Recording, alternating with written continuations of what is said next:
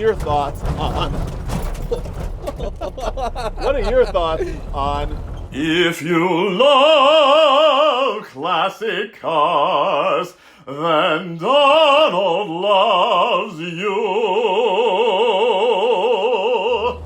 Well, Sean, now we're in a Rover of a totally different character altogether.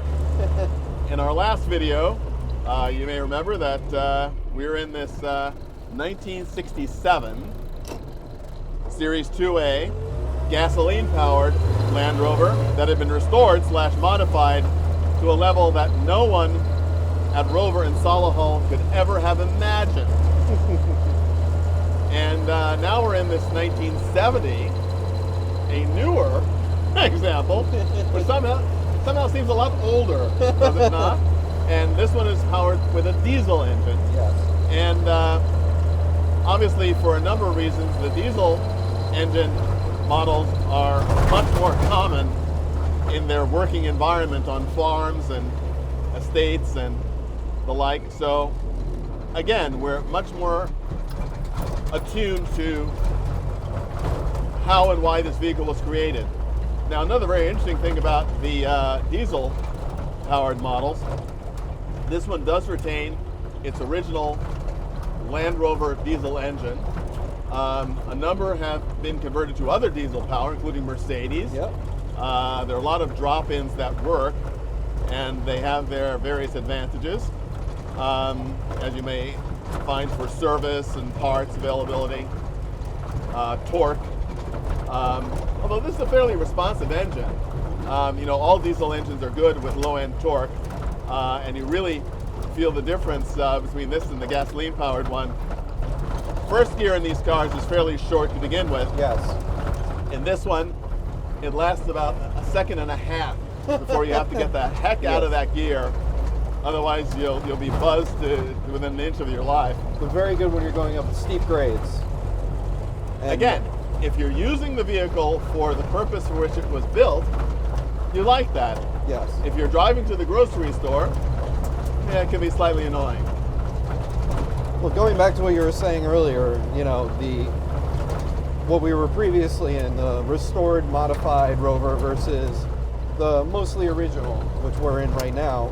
To me, I love the fact that we have both options to even choose from, but there's something about an original Land Rover, again, going back to what we talked about, the purpose built, but it's just so simple, it looks simple, and you know exactly what it is, right?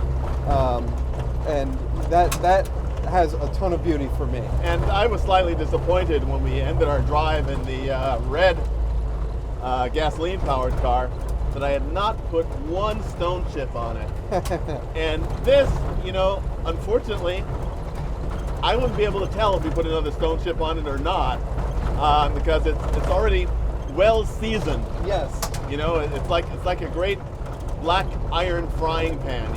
It's something that you don't ever actually clean. You just sort of dust off. Absolutely. And it is, with the diesel motor especially, you hear everything. You may notice, the viewer may notice that we're speaking much louder. You may not be able to tell in the video how much louder this car is compared to the last one the last Rover we were driving in, but it is substantially louder on the inside in the cockpit. You really hear everything, especially at idle, the whole car rattles and shakes, bolts come loose over time. Again, that goes to the point of probably why they had bolted the dash in this way, is because, they expected hard use from, the ownership of these vehicles. And, this one is in great condition, well taken care of, but definitely used, which is what I love. And that,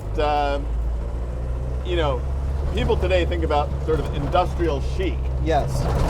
This is purpose-built. Yes. It has achieved a level of industrial chic. Mm-hmm. And one of the things that is really special about the Land Rover, especially these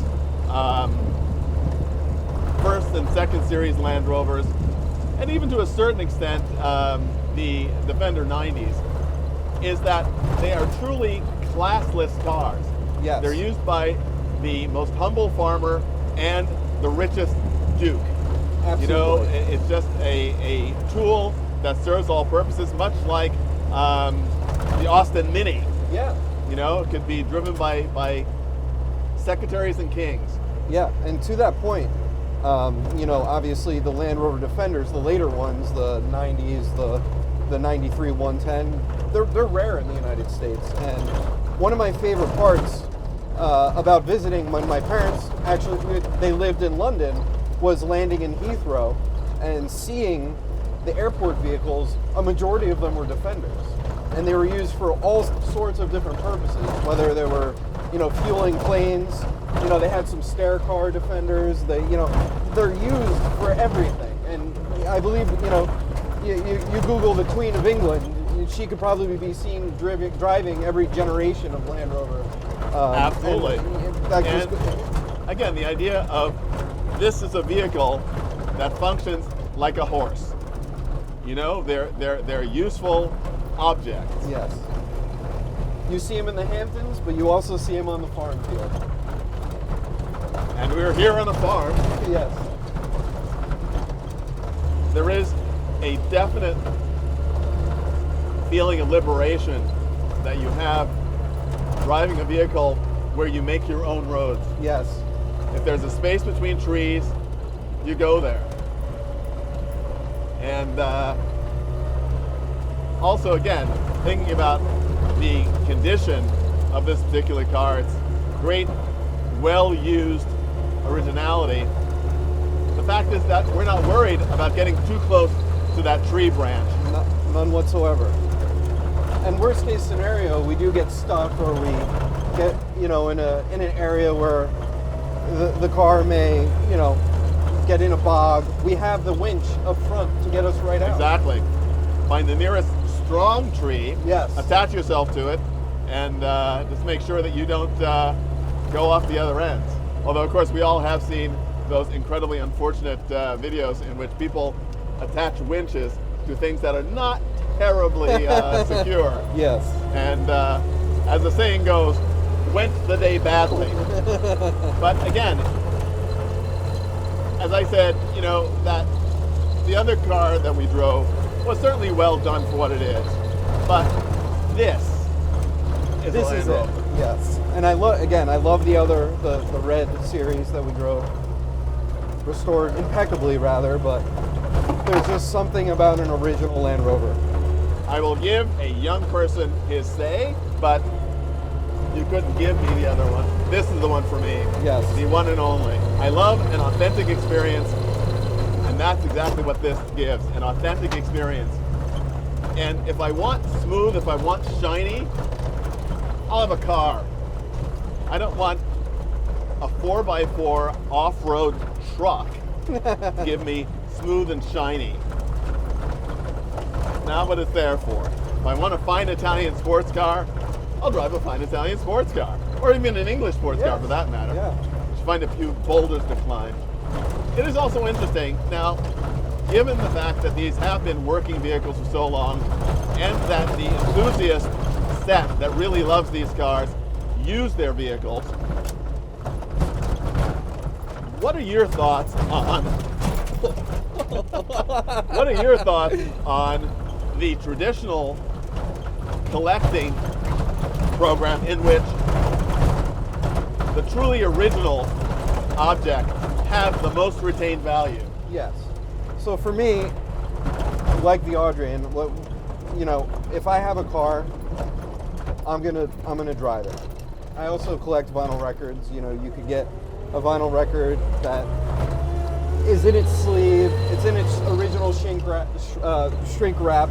I'm the person who takes the shrink wrap out of the original and I listen to the record. You know, You bad boy. that's the same thing for how I am with my cars. You know, every car that I've ever owned, although, you know, to me, you know, there isn't a monetary side to it. It's meant to be driven, it's meant to be used, especially a Land Rover. It's meant to be driven off-road in rough environments.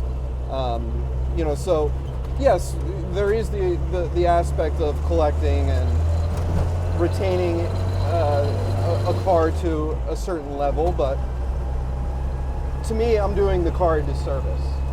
You know. Well, I'm not talking necessarily about the undriven vehicle, but the vehicle that has not had a replacement engine. Oh, that I'm has sorry. not Yeah. had the seats replaced with newer, more comfortable seats. Sure. And one of the things that's really interesting about this model, you know, by the time you get to 1970 in the 2A, it still looks like the first Land Rovers on the Yeah. outside. It's very different on the inside. I mean, Completely these seats agree. are seats that seem that would have come out of a Bentley of the time Yeah. in 1948. Of course. Yes. So, you know, and I know that there are also a few people that actually sort of retrofit, much like they do with Citroën de Chevaux. Yeah. They take a later Land Rover and make it look like an earlier car. Yeah, no, they do that. And the funny story is that I was telling you the other day, the Defender 110 we had recently came for sale again. Mm-hmm. And, you know, I always kept the VIN number, and every once in a while I'll do a Google search of the VIN number to see where it is, if it's come up again. And it recently has come up for sale, and someone restored it, and, you know, they changed out the transmission from the manual to the automatic, the 5-speed manual to the automatic. They did some aesthetic changes to really make it look more modern. And to me, I understand it, but I also really appreciate the originality of what it was before, if that makes sense. Absolutely. We can understand something without getting it, you know? And it is the fact that, as you say, everyone can own an object and impress themselves upon an object as they wish. It's personal property. So, Sean, we were talking in the bright red Land Rover about the Disney Pixar movie Cars. Yes. And the great SUV boot camp training scene. Yes. And I somehow think that this blue-gray beauty was much happier driving through the woods and around the fields than our red friend was. I would agree. And that just suits us just fine, doesn't it? Absolutely.